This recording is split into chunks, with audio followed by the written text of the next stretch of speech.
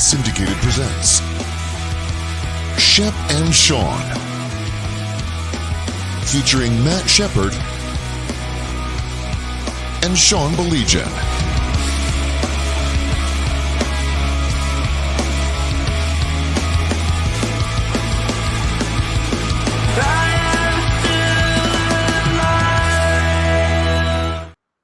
Hey, how are you? He's Shep. I'm Hey. Sean.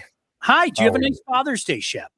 I did. How are you? Happy belated Father's Day. I went golfing with two of my sons, so really enjoyed that. We came back, had a nice barbecue, thinking about you a little bit on that barbecue as we were grilling a tomahawk steak and some burgers. And talk to me. yeah, it was awesome. And then I'm a golfer, so I got some really cool golf presents, including 2 cases of golf balls that said 1776 on them with the American flag. Love it. Yeah, so really pumped about that. And you're going to hit it 250 now, man. Yeah, America. All the way into the woods and lose it. You know what I mean? You don't want to play with those golf balls because I'm afraid I'm going to lose them. Right. But anyway, it was a fantastic day. How was yours?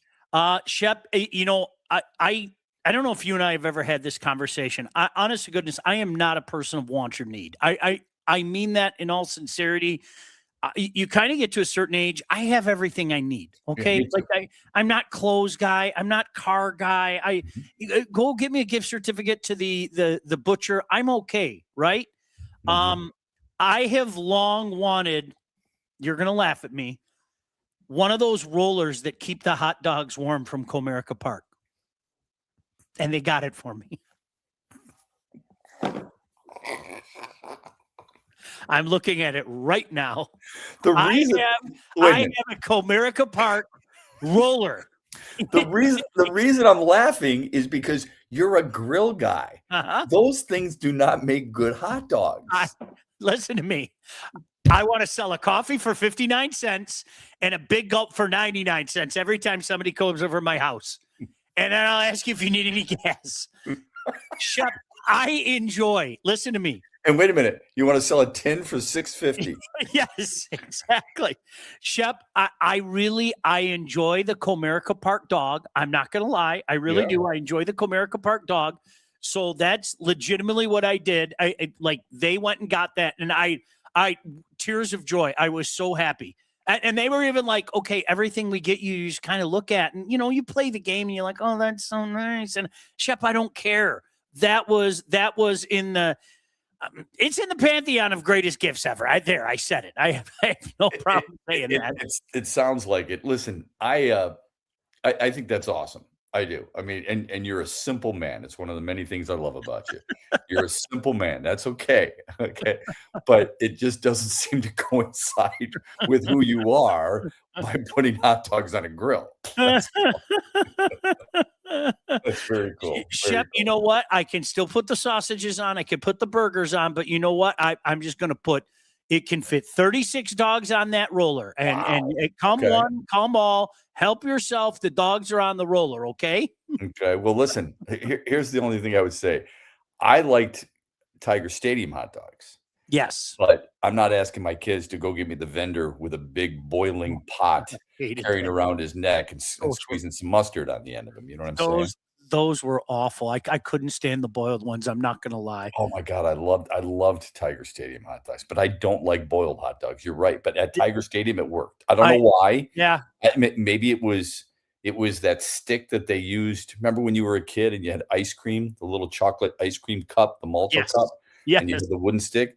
They would take that wooden stick, slap the mustard on. There you go, and move on. What was that thing called? The malt cup? What was that thing? Chocolate malt cup or something like that? So chocolate malt cup. Yep. I want to get your take on Dusty May. Of course, people, if you're not familiar with this, Shep was the voice of Michigan basketball for many, many years.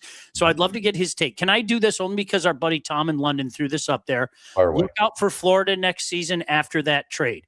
They were already planning the revenge tour, Shep. They shut everybody down in March. Remember, they just said, we're done. We're shutting it all down. Yep. And honestly, I said at the time, I was like, oh, woe be the rest of the league. Now you add Brady Tkachuk to the mix. It is going to be insane. The big question is, what are they going to do at goal? Right. The funny thing is, Shep, Bobrovsky's not coming back in all likelihood. yeah, and Tarasov's probably not coming back. The funniest thing, Shep, if there's any validity to these Connor Hellebuyck rumors to Florida and finding a way to do that, they could have 2 Michigan high school hockey players as their goaltenders next year. Connor Hellebuyck and a kid by the name of Cooper Black out of Alpena, 6'8" kid who they just signed to a two-way 2-year deal. That would be pretty cool, to be honest with you. That would be pretty cool if something like that happened. But boy, when you looked at that depth up front, I don't know if you saw that graphic. Oh, I did. Shep. Jeez, oh Pete, man, look out. Well, let me ask you this. So let's start here. First of all, I think Brady Tkachuk is exactly what like the Red Wings need. They need a power. They need a top 6 forward who plays with some sandpaper, edge, whatever you want to call it. And I've said this for years. I've said it for about 3 years. He would be perfect here. He's not going to give you a lot of points. Okay. I think the most goals he scored, I think, is 38, which is pretty damn good. But he's never had more than 85 points. So it's not like you're missing out on a Connor McDavid, for example. But I think he's a really good player. I don't understand the dislike for him and Matthew Tkachuk. I don't. Maybe it's because it's Canadian hockey writers who feel like they're too American. Screw you. I love what they bring to the table. I would take them on my team every single freaking day of the week. Don't give me this bull crap that they mix it up and then they back away. They don't do that. They don't win every fight. They're not Joe Koser. They're not Bob Probert. They're not Darren McCarty. But you know what? They play a style of game that I think is needed, and I wish more people would play it. What does it do to the Larkin trade market in your mind? Does it increase his value, or does it decrease or stay the same? Shep, I think it increases his value. I'm serious, and I'll tell you why. Because we're slowly running out of options. If you believe the reports, and LeBron is usually on point, he thinks that New Jersey and Nico are really close to an extension. So there goes one of the coveted centers. Obviously Jason Robertson's still out there. He's a left winger, though. Yes, exactly. But I mean, for a team like Detroit, you need all the top 6 you can get. Amen. Because there ain't much there.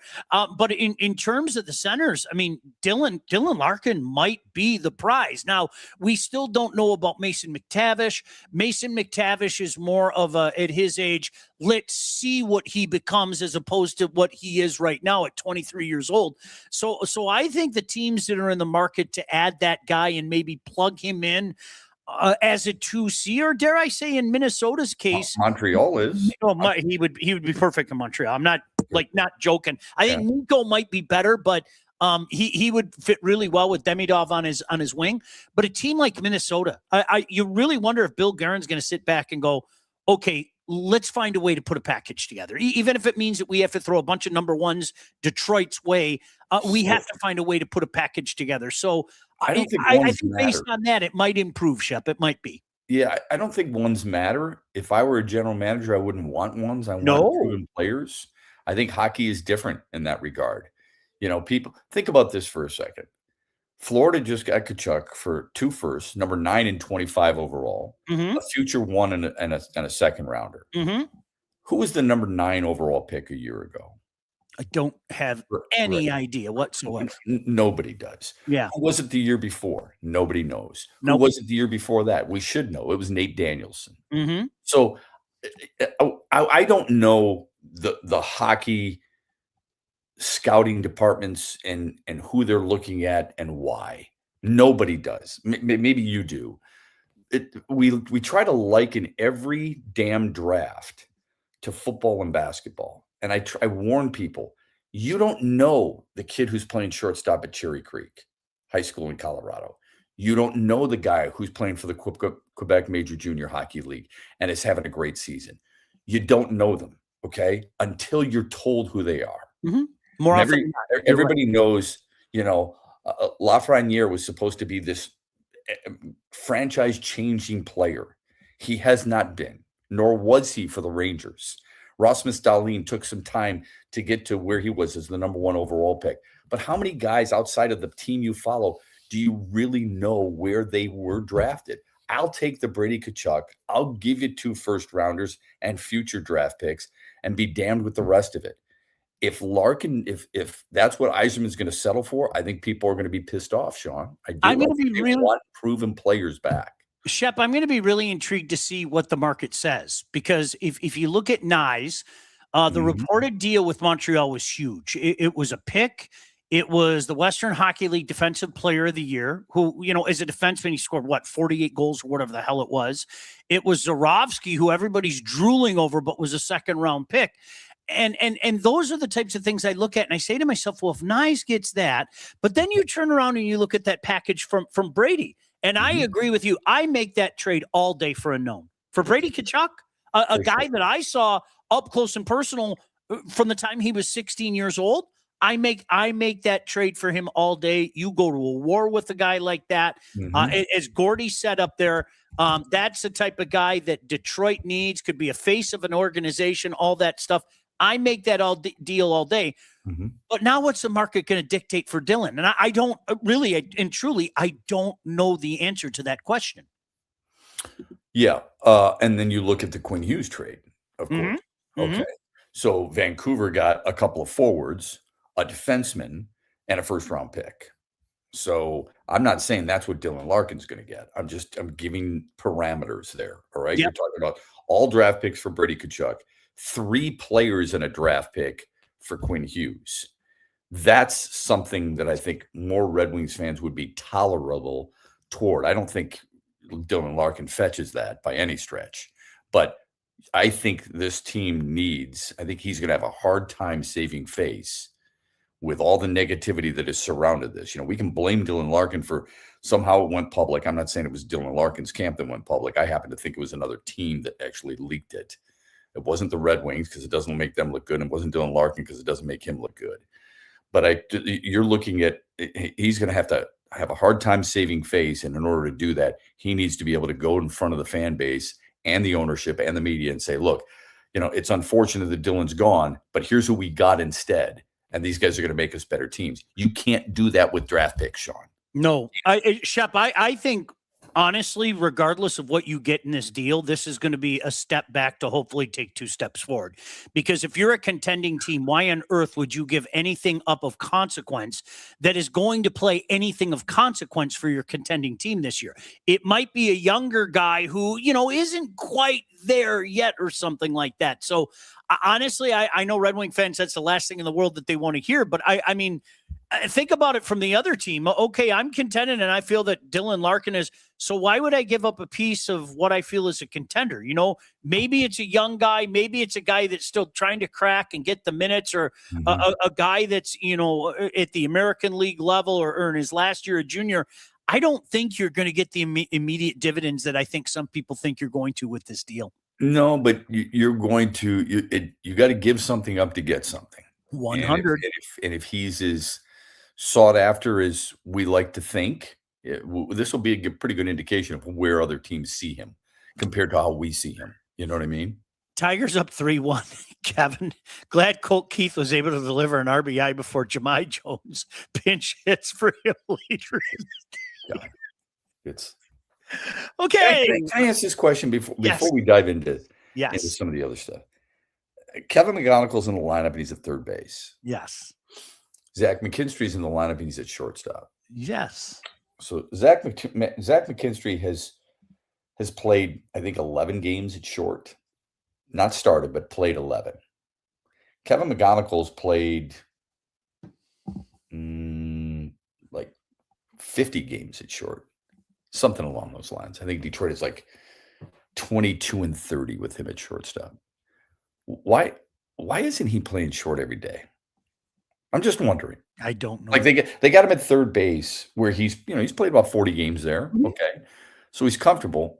What with Javier Baez out and for the foreseeable future, who knows how long, wouldn't you want to find the guy who's going to be his replacement? He's not coming back next year. Okay. His contract's up. Yep. Wouldn't you want to find the replacement for him right now? Or is my mindset completely off base there? No pun intended. Shep, honest to goodness, I don't think people, I think guys like you and I, maybe because this is the way that we're built, and it's the nature of our business. I don't think there are enough people playing chess with this team in general, just like that. I think of what is this pitching staff going to look like next year? And I'm being deadly serious. What is this? Okay, so are you going to hold on to Mize? I mean, we all know that Skubal's gone. Justin Verlander is probably going to ride off into the sunset. Boy, he's kind of sounded like a beaten guy the other day. Well, he looks like a beaten guy too. So yeah, but you know what I'm saying? Like, what is this staff going to look like? Is Melton? It'll be Mize. It'll be Valdez, Mize, Melton. Mize will be back. Yeah. Okay. And Job.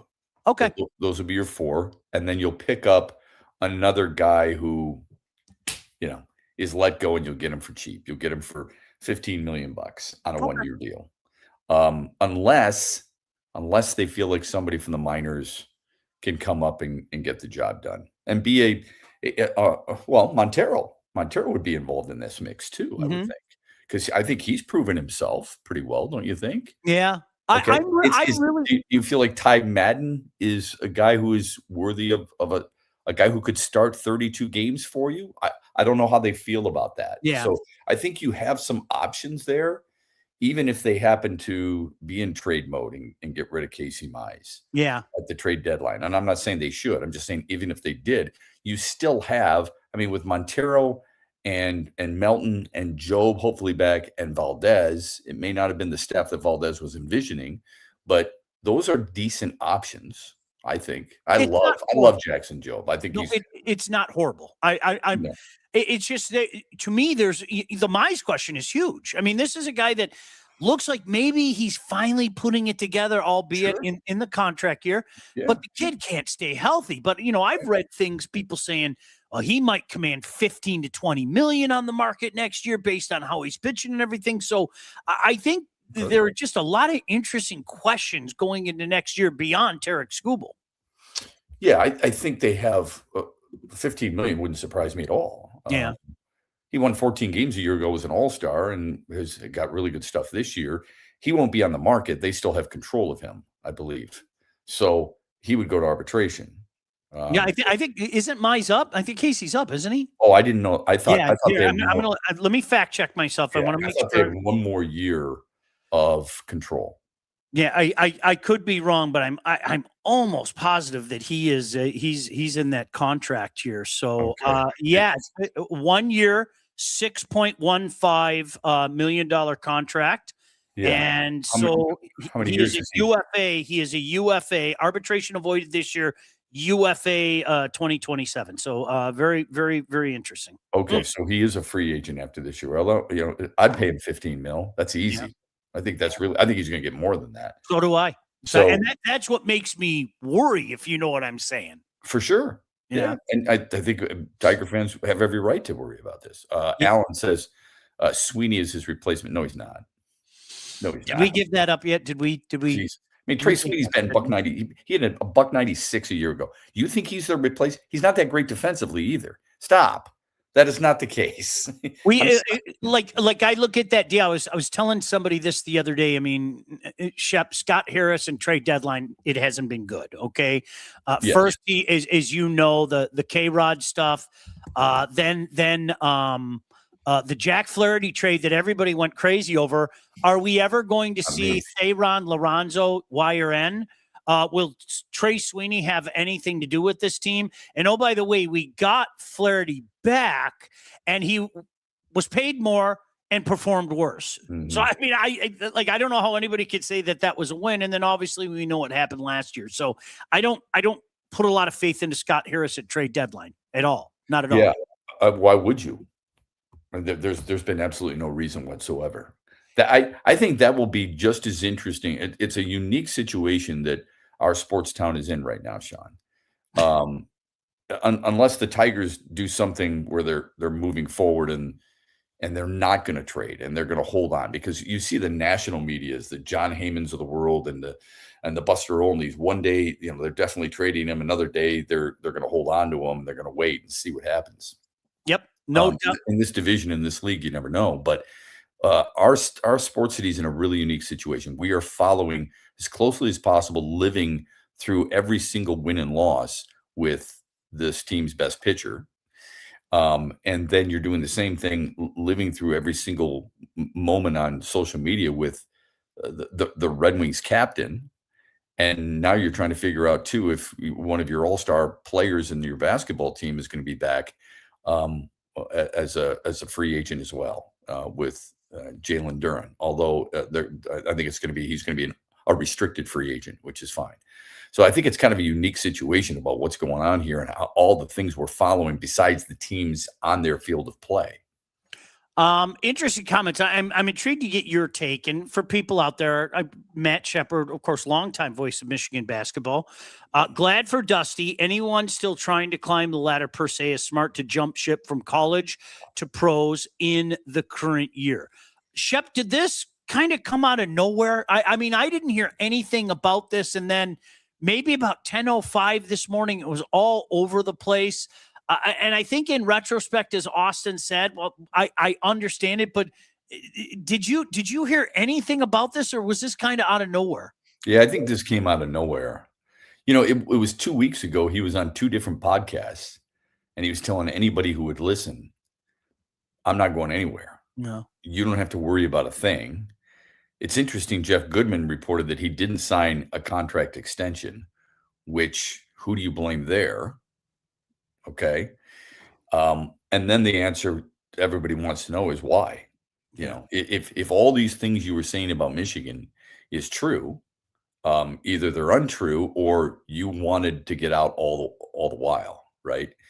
We're seeing, I think, more and more of this. I think what Michigan fans were hoping is that he was going to be a lifer. Yeah. I don't think there's any more Tom Izzo's. I just don't. Maybe John Shire at Duke. He reportedly turned it down. I just don't see anybody who's going to stay at one institution for that long of a period of time. But with Dusty May, I mean, he seemed to have liked it a lot. It can't be just the NBA, the lure of the NBA. It's got to be the money, and it's got to be the way the NCAA has allowed their game and their sports in general to be manipulated overall. You're not dealing with kids. You're dealing with lawyers. You're dealing with agents. And in some cases, you're dealing with people who have no idea what they're doing.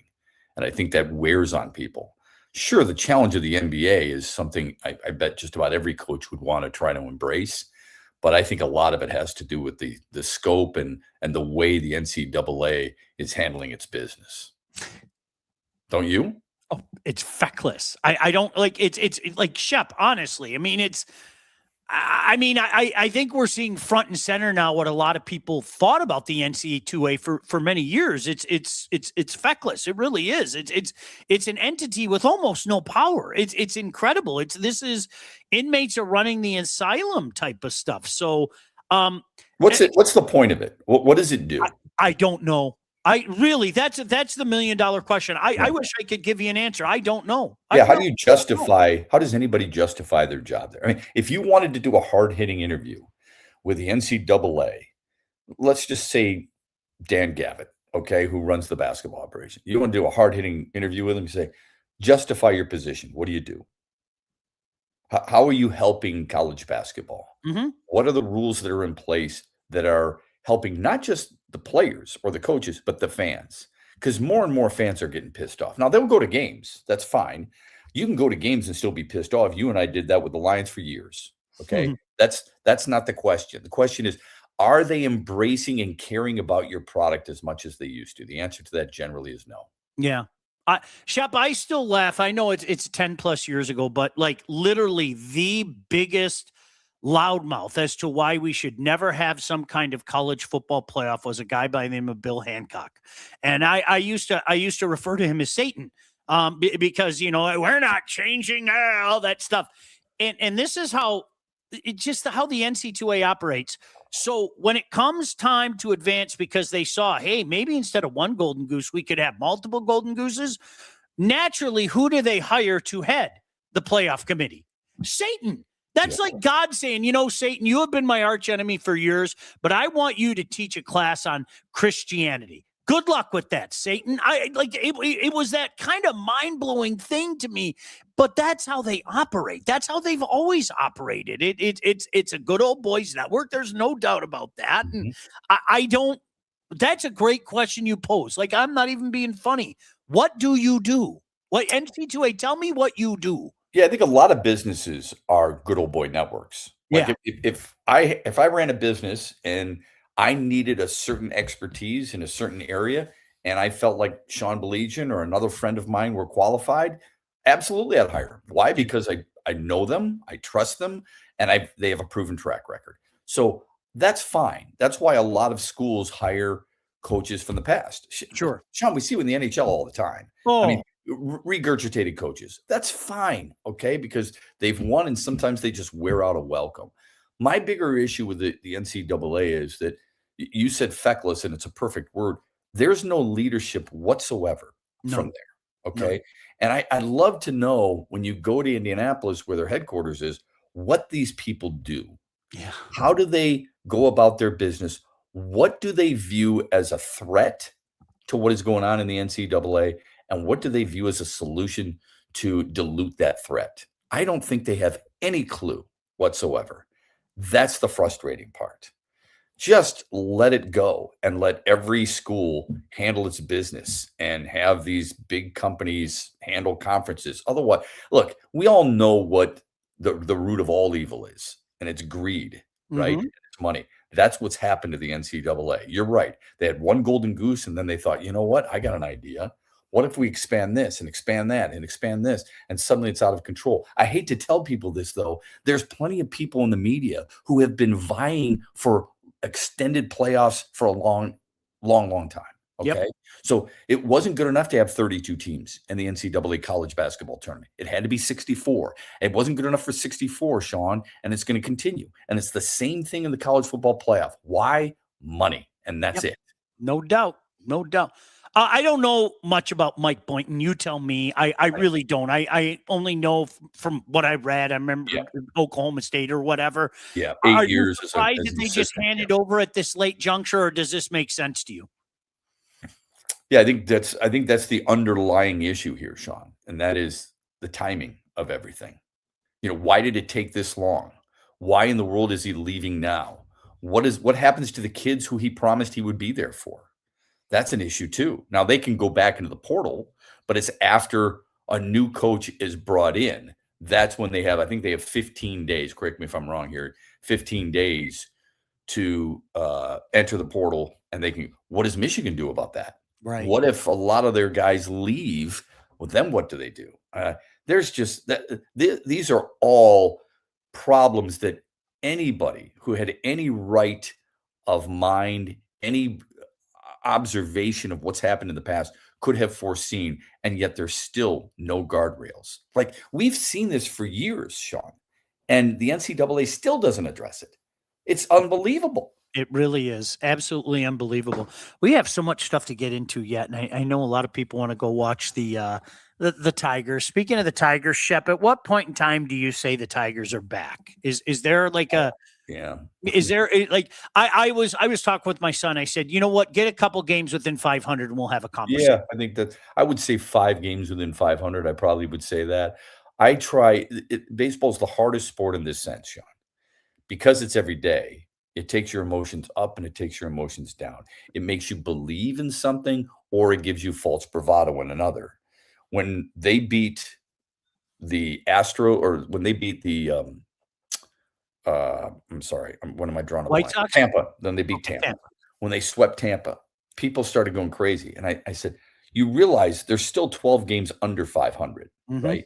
You still realize their run scoring differential is in the negative.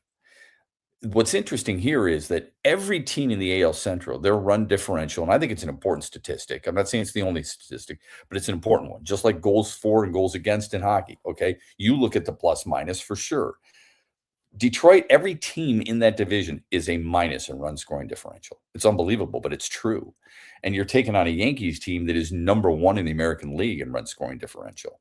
So, I mean, if they beat the Yankees, they do what they're supposed to after sweeping the White Sox. I think the first team to sweep the White Sox. Then the Astros come to town. That's a pretty impressive stretch. Doesn't mean I think they're back, but it's an impressive stretch. Give kudos where kudos are deserved. I like the question that you came up with, and you mentioned a guy earlier, and I'll revisit it. But You brought up what makes you like or dislike a guy. Yeah. And I kind of like that. Develop that for a second. I was thinking about this as as I was looking forward to our conversation with Wyndham Clark yesterday. Mhm. And I get why some people don't like him because he tore up a locker at Oakmont. Yep. God forbid. But then it got me thinking, okay, so you don't like him. That's fine. Maybe he doesn't have the personality that you want, and he's not doing a lot of endorsements for T-Mobile. But here's what I wonder. Why do you like John Rahm? He kicked a driver off the tee box down on Friday, down, about 10 yards or so. Why do you like Rory McIlroy, who gets somebody ejected from the gallery, or looks at a guy yesterday, and actually it was pretty funny if you ask me, making emotion like the guy's yelling at me like he's fat, okay? Because I don't expect golfers to be able to take everything.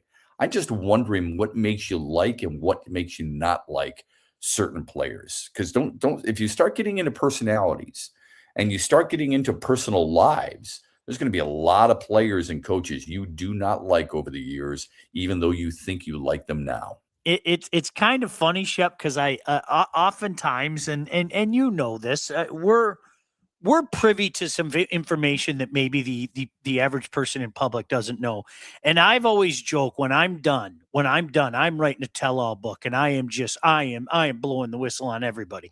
I joke, I kid, but a lot of times I've always felt I don't think people want to pull that curtain back. For whatever reason, they have their preconceived notions, whether good or bad, about a particular person, and that's the way that they feel. And you and I know, and I'm not going to mention any names, there are some people that do a really good job of the second that camera comes on. Yeah. It is amazing to me. You know it. I know it. Mhm. Do not ask me to name anybody because I'm not going to name anybody. For me, it's a lot of, like, we were talking about Brady Tkachuk earlier, and Austin, we were talking about the Panthers and what a wagon they were earlier. Brady Tkachuk's first game with the NTDP, I broadcast it, and here's a 16-year-old kid, new to this league, the USHL, already has a big bullseye on his back because of the name on the back of his jersey, right? And this overager is running around taking shots at everybody, and this 16-year-old kid skates up to this behemoth 20-year-old, literally beats the piss out of him, ragdolls him, Shep. I'm not joking. Ragdolls this 20-year-old kid. And it just so happens that Keith, who, by the way, congratulations on the Hall of Fame, is standing right next to me, and he grabs my headphone like this and whispers in my ear, Matthew plays like his mother. Brady plays like me. And I was like, I'd go to war with that guy. Yeah. I'd go to war. And even though I've watched him with Ottawa and I've grown a strong disdain, that's what always comes back in my head. Is like, okay, time out. I'll take that kid on my team any day of the week. Yeah. I'll take, that guy who I'm going to do whatever it takes and things like that. Those are the guys, not a guy that's going to put up 100 points or something like that. It's like, all right, what do I need to do to help out the team? I find myself kind of gravitating to guys like that. Me too, but I think there's a lot of people who have a hard time admitting it unless it's somebody they already like. Yep. Okay. Yep. So that guy, I really like him. And then it's going to be really hard to move you off that spot. If you don't like them, it's going to be an even more bigger challenge to move you off that spot, unless he plays for your team. Hell, one of the guys you knew well and one of the guys you liked for a long time, Chris Chelios. Mhm. Could you have ever imagined people in Detroit rooting for Chris Chelios after playing for Montreal and then, of course, for Chicago? Yeah. Could you have imagined people with Patrick Kane? At some point, they changed your mind a little bit. That's not an easy thing to do, right? It helps that Chris Chelios played longer in Detroit than he did in Chicago, and it helped that he won cups here in Detroit as well. So success will kill all that. But in this case, with Wyndham Clark winning a second national championship, so many people rooting against him, it almost made me root for him, Right, because yeah. so many people were trying to get in his head. And the fact that he won it with so many people disliking him tells you a lot more about the guy and might make you think, you know what? I'm going to like this guy for a long time now because of that. Shep, golf is really weird too, because how much are we allowed in the clubhouse? You know what I mean? We're not. Yeah. We interview them on the practice tee. We interview them after the 18th green. We're never in that clubhouse. We're never in tennis clubhouses. we are in the other four major sports that we talk about. And maybe that's where they let their guard down every once in a while. Yeah, it's kind of, especially with golf. I guess it's not something. When I was a kid, I think I told you this. I fell in love with Jack Nicklaus, and I'll tell you why. I remember watching Augusta in 1986, the Masters in 1986. Sure. And my gosh, 46 years old. That was my great grandfather's age. Yeah. And like watching it that Sunday afternoon, I was like, there's no way this old dude's going to hold on, right? And again, 46 years old. Hi, 10 years ago. But, I'm expecting this dude going out there with a walker and everything. And that was fascinating. So, like, Shep, I'm not joking. It was like from that day on, he just seemed like a good dude. And I was like, yeah, that's the old dude that won the Masters because everybody said he couldn't do it and everything. Right. Was it anything particular he did? No, not really. It was just because you probably didn't know how great he was. I think he's the greatest golfer of all time. Yeah. You look at number of majors, number of runners up, number of top fives in majors. He's the leader in all of them. And then just the other day, on Thursday, playing in a 100th consecutive Adam Scott major, is second all time to Jack Nicklaus, who's got like 140, which tells you how good you have to be. There's only 4 majors a year. It tells you how good you have to be and how good you have to be that consistent, right? So you probably didn't understand how good he was. I just don't understand, I'd rather root for somebody than rather root against somebody. It takes too much energy. Yeah, so I'm rooting for Scotty Scheffler, and I'm like, okay, I want Scotty Scheffler to make birdies. I don't want Wyndham Clark to make a bunch of bogeys. You know what I mean? But it seems like there was a lot of people out there doing that, and for some reason or another, people just were all over him. I've never seen anything quite like it. I know a lot of people who cover golf a hell of a lot more than I do. They say the same thing. They've never seen anything like it. It's just interesting, Sean, how, Tiger Woods would drop F-bombs. No big deal. Mm-hmm. John Rahm throwing clubs, Sergio Garcia chopping up tee boxes, Rory McIlroy doing those things. We never held them accountable at all. Yeah, it's no big deal that Tiger Woods, and I'm fine with Tiger Woods. Don't get me wrong, because he's an unbelievable talent. But getting in a car accident, doing what he did with his wife, or while he was married, I should say, nobody has a problem with it. Yeah. If a wide receiver does that and they have a bad season, everybody's all over him, right? Yeah. Yep. It's great. You bring up the Tiger thing too. I think it's funny. I have a lot of buddies who are, big diehard Tiger fans. And of course, if you say anything against Tiger, you're a Tiger hater. You know how that works and everything. I said, you guys have moved the goalposts really well. What are you talking about? I said, Tiger from his own mouth used to always say, it's all about the majors. It's all about the majors. Right. He's never going to catch Jack. How on earth could anybody say he's the best golfer when by his own admission, he's not the best golfer? And you're never going to win that argument. I mean, again, I know Tiger's impact on this game. It's immeasurable. You can't put a price tag on it. But Shep, conversely, you have John Daly, who was the scourge of every pro across the entire nation. Every pro hated that guy. And yet all of us were like, yeah, that dude, I'd play around with that dude. I'd fire in a dart. I'd put in. We'd drink some beers. It'd be great to roll. It was because it went against kind of that status quo, so to speak. Yeah. Dead on there. Absolutely. Yeah. That's a perfect way to describe it. Austin, we'll give guys, you what are you guys talking about? And I'm going to miss guys like Verlander in baseball, truly the last of a dying breed. Now, before we go, that's interesting. Somebody said to me the other day that Tarek Skubal's a horse, like a throwback to what Justin Verlander was. And I laughed a little bit. It was a younger person than you and I. And I laughed a little bit. And they said, what's so funny? I said, like, I don't want to be a petulant child here, but neither one of them are horses. Mm-hmm. And they said, why not? I said, well, let me give you an example. I said, I have great respect for Justin Verlander in his career. He's a Hall of Fame pitcher, period. But he's got 26 complete games in his career. Let's put it in perspective. Nolan Ryan had 222. Right. Mickey Lolich and Bob Gibson and Denny McLain had as many in a single year as Justin Verlander had in his entire career. It's a different era. It's a different belief. Tarek Skubal has one complete game. What's the definition of a horse? And what's the definition of the throwback dying breed that we're now losing? Mm-hmm.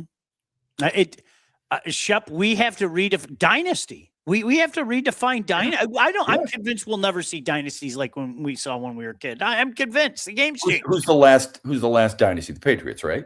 Or the Chiefs? Maybe the Chiefs are. Yeah. Okay. I think hockey. You go back to the Oilers, like legitimately the Oilers that won 2, then Montreal won, then won 2 more, then Calgary won, then won another one. So 5 and 7 years, I'd say that. You know, it's.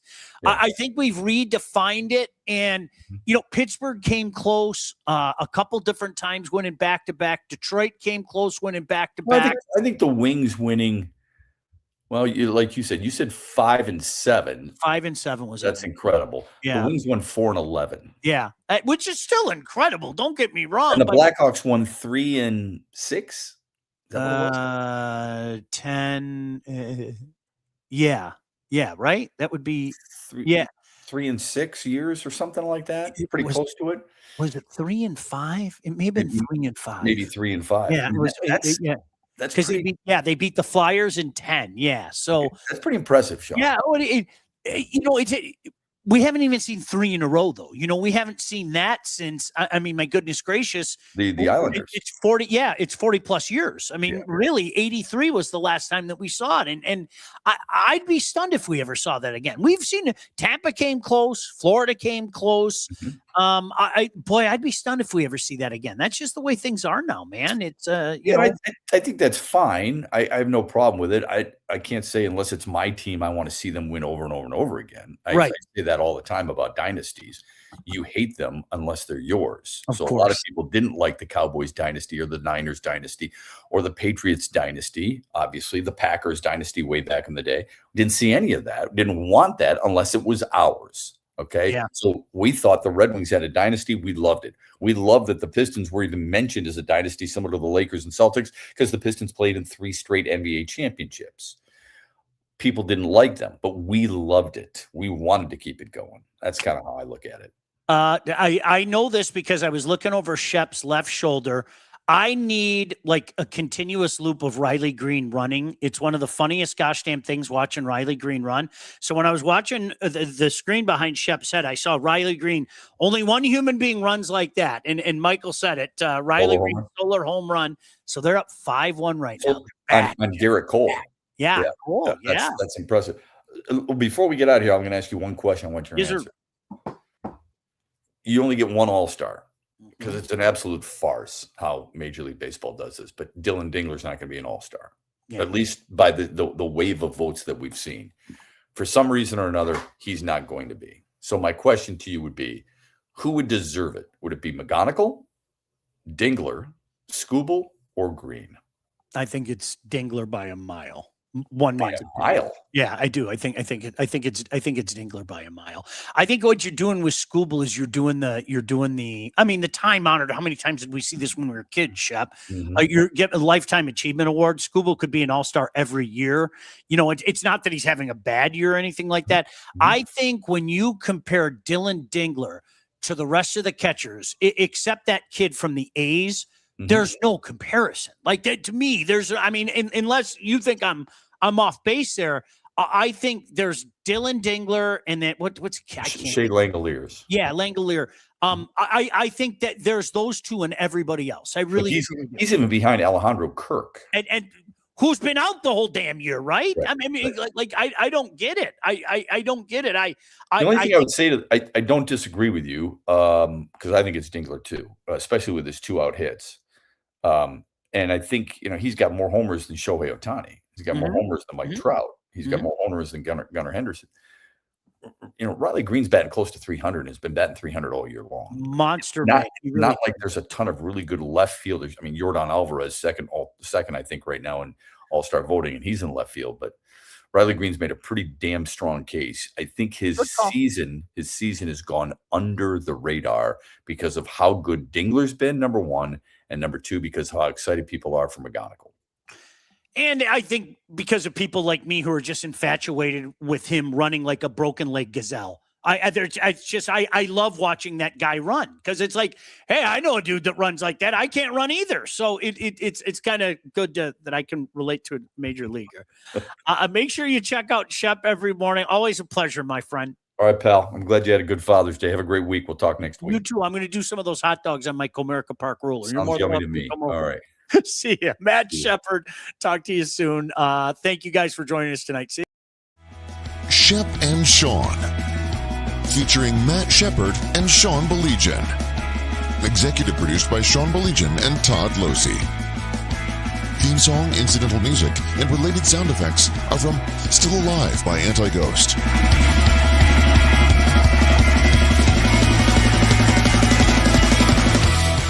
Engineering, mixing, and graphic design support provided by the Unsyndicated Podcast team. Don't forget to like and subscribe on all your favorite channels. While you're there, be sure to rate and review the podcast. Call the Unsyndicated hotline at 248-237-3257.